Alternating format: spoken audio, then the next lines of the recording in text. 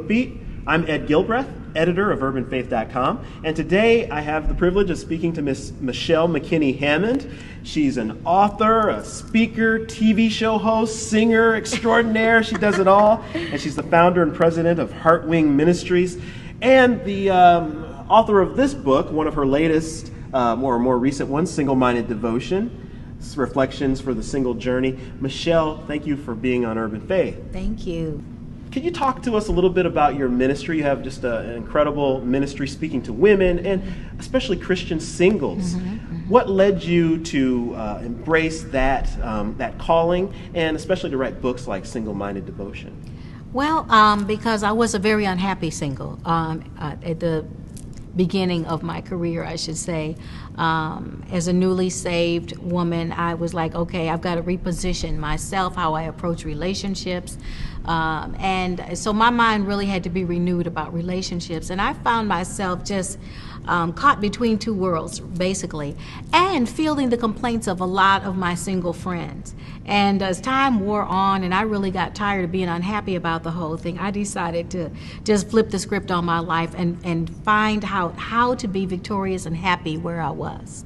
Because inevitably I could get married and my husband could die today, or I could be single for the rest of my life. There's so many options when it comes to life that it's important to be able to be victorious no matter what state you're in. So I've started making that my focus and my pursuit. And as I went down that path and I started finding keys to that, my mentor, Bunny Wilson, who had written a book called Knight in Shining Armor, suggested that I write the things that I'd been learning. She said, I don't think there's a single book like that on the market, and I think that you should write it. And it was true, because when I went into bookstores seeking advice, I didn't find any. I felt like all the books were making me feel like I needed to get saved all over again, and they weren't really dealing with my current struggles and where I really lived as a single that really did love God, but didn't know how to reconcile my past life with my new life. So my first book was What to Do Until Love Finds You, and it caused a bit of an explosion because there weren't really a lot of singles books out at the time, and it did address singles where most of them were living. So the first printing sold out in 3 weeks, and the publisher was like, whoa, where did this woman come from and what's going on with this book? So after that they came back and they asked me, well, what do you want to write next? And I was kind of like, I got to keep this up. And they were like, yeah, well, you've done so well. Why not keep going? So I wrote Secrets of an Irresistible Woman next. And both of those books went on to become bestsellers and are still selling at the same rate today as when they were released in 1997 and 1998. So they're still vastly popular. They've just been recovered and they're still going strong. So, I'm on my 35th book now. Wow. And of course I branched out from the single thing, although I wrote a lot of books for singles, over 10 titles. If Men Are Like Buses, Then How Do I Catch One? What Women Don't Know and Men Don't Tell You, How to Be Found by the Man You've Been Looking For, How to Avoid the 10 Mistakes Single Women Make, on and on. I've written a lot of singles books. But then I'm just a woman also, and so I kind of broadened my reach to deal with women who were married. God began giving me revelations from His Word to just balance relationships, and I have a heart of reconciliation for men and women. I like understanding both sides and the issues that they both face and the struggle that they have to come together and solve the mystery of becoming one. So then I went on to write books like The Power of Being a Woman, and The Diva Principle became a whole movement, which I've now done Diva Days at different churches, and we're starting Diva University in the fall. And so that has taken on a life of its own, and it's my character building series of books to women, and it's a study on the various women in the Bible. So I've had a great run, and in between that I even wrote 2 books for men, In Search of the Proverbs 31 Man and Finding the Right Woman for You. So the men really enjoy that. So it's been a wonderful career to have, but of course I obviously always get pulled back to singles because I'm kind of considered the singles guru now. And so my last, and I said this was my last singles book, and that is Single-Minded Devotion, which is the devotional for singles. So although the married people are reading it and saying, well, I don't know why it's a singles book because I'm getting stuff out of it too. Well, of course, because it's the Word of God. Michelle, talk about some of the biggest issues facing both women and men today in terms of relationships, whether we're single or married? What are some of the things, as you speak to audiences across the nation, that tend to come up over and over that you have to tackle?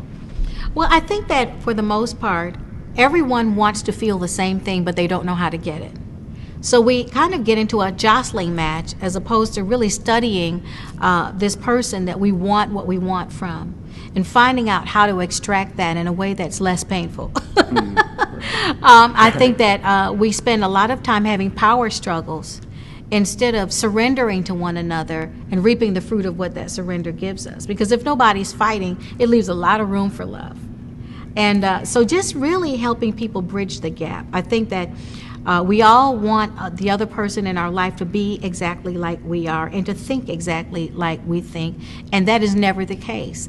The two becoming one is a mystery is because we are two individual people trying to become one, and becoming one is a journey. It doesn't happen overnight, and I think that especially as we see the deer in the headlight kind of expression that newlyweds have when they say, I didn't sign up for this. It's like, what were you thinking?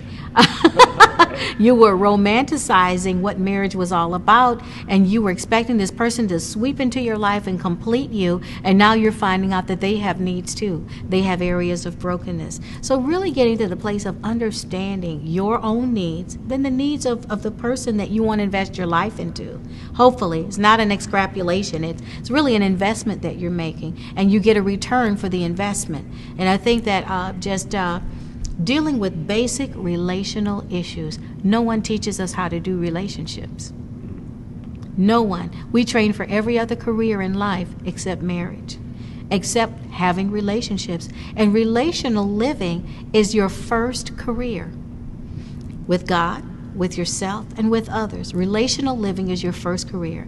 And so if you don't understand that, and if you don't understand the foundational basis for having good relationships, you will struggle with every relationship in life. So I get a lot of people that come in and they have cycles of repeat business in their lives, And I go, okay, so let's start with you, because the common denominator in all the stories you just shared is you. And so getting to the place where people own where their lack of understanding is, where their brokenness is, and getting realistic about their needs. Are they needs or desires, must or lust, and then separating that, and then teaching people how to allow each other's humanity.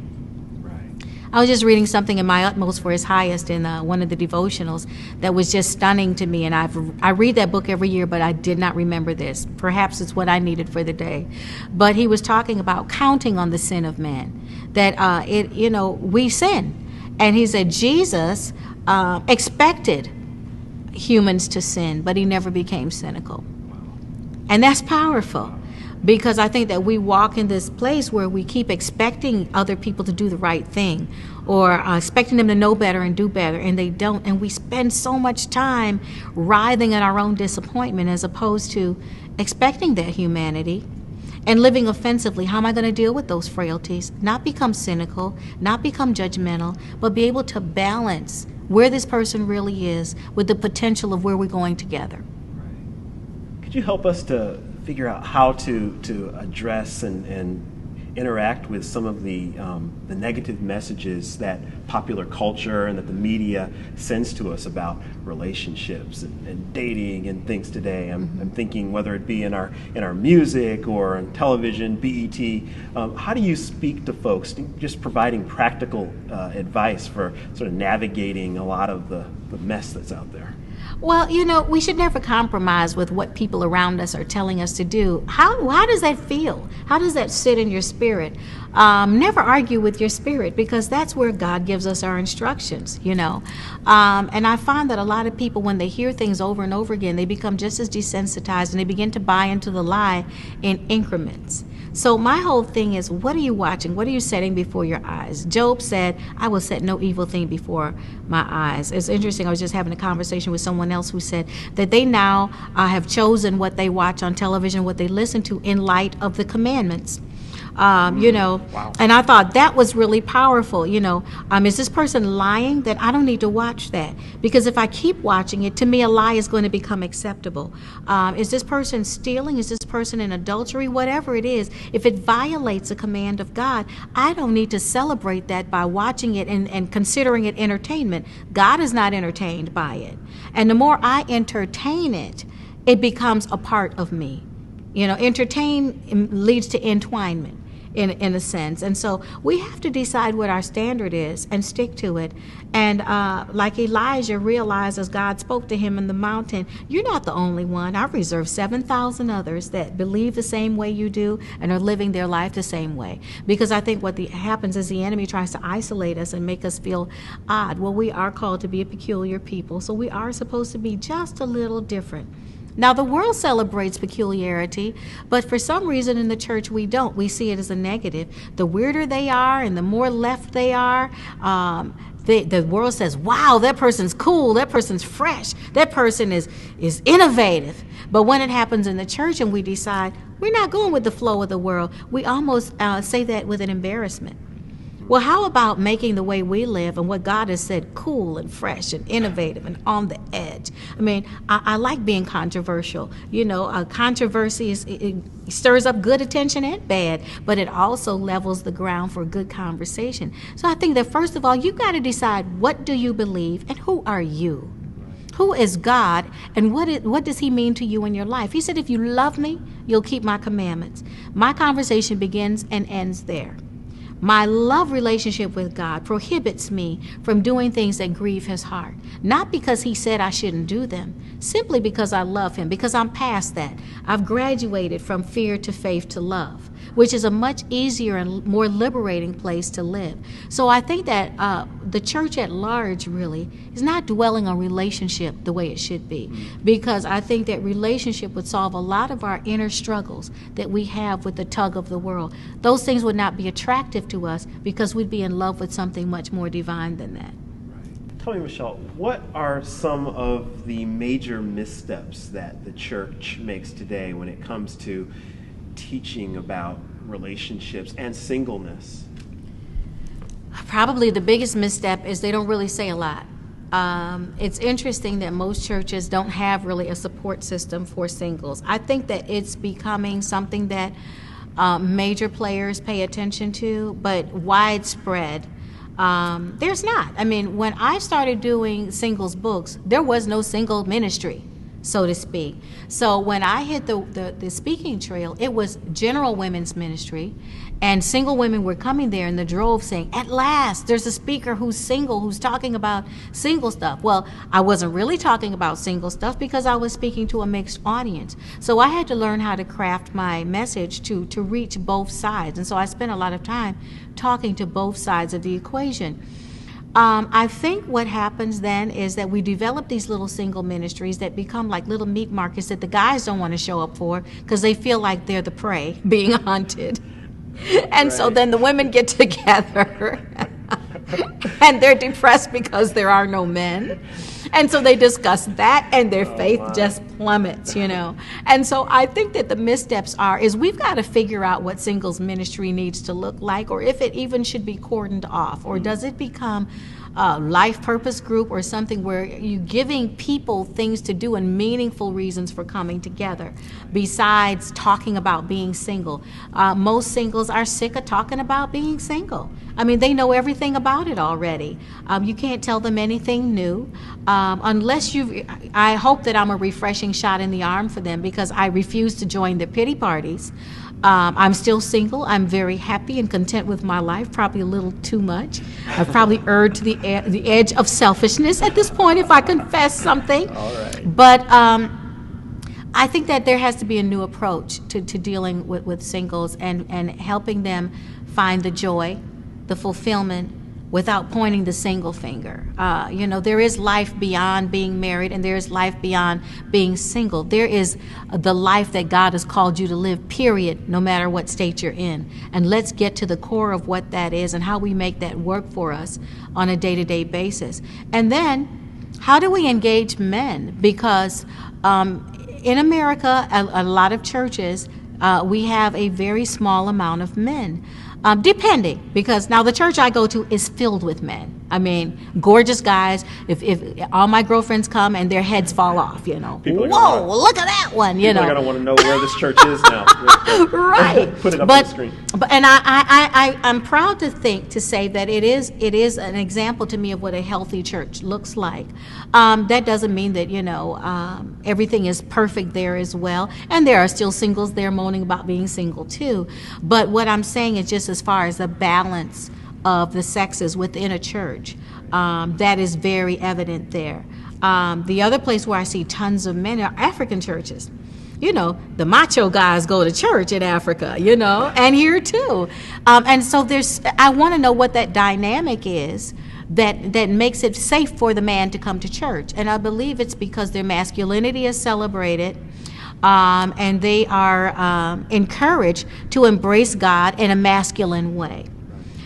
So it takes a different approach. And I think that sometimes within the main body of church, there's just this breath of not enough men being there. And the women need the men.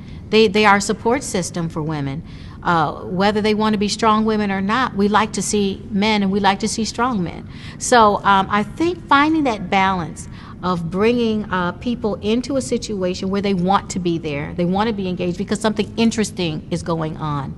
We're not over-spiritualizing the issues of our lives, but we're taking a spiritual conversation that is heavenly, but making it earthly and practical and workable in our everyday lives. Then I think that people would show up for ministry to singles or single again people. Speaking of men, I'm curious what your thoughts are on some of the examples of pretty negative behavior from some men in the headlines over the past couple years. I'm thinking of things like, well, with Chris Brown and Tiger Woods and Sandra Bullock's husband, things that have really brought primetime attention to just the devastation that certain fallen behaviors can cause on relationships and marriages. Could you talk about that a little bit and how you've addressed that in some of the groups that you've spoken to? Well, you know, at the center of that word holiness is the word whole. You know, and God says, be holy as I am holy. And really what he's saying is, I want you to be whole like I am whole. So the reason that we can't be holy is because we're not whole. We're broken. And God keeps trying to make us whole people. And when we choose our own way, then we break again. And I don't know if you've ever had a piece of china or something that's been broken and you liked it so much you glued it back together, but it fell and it broke again in a different place. And if you keep that up, after a while, the beauty of it is gone. I mean, a couple of cracks gives it character, but several devastations later, it becomes something that can't be used because it can't be held together anymore. And, you know, I'm not shocked by these things going on in the world because these men are in the world. They have no standard other than their own to follow.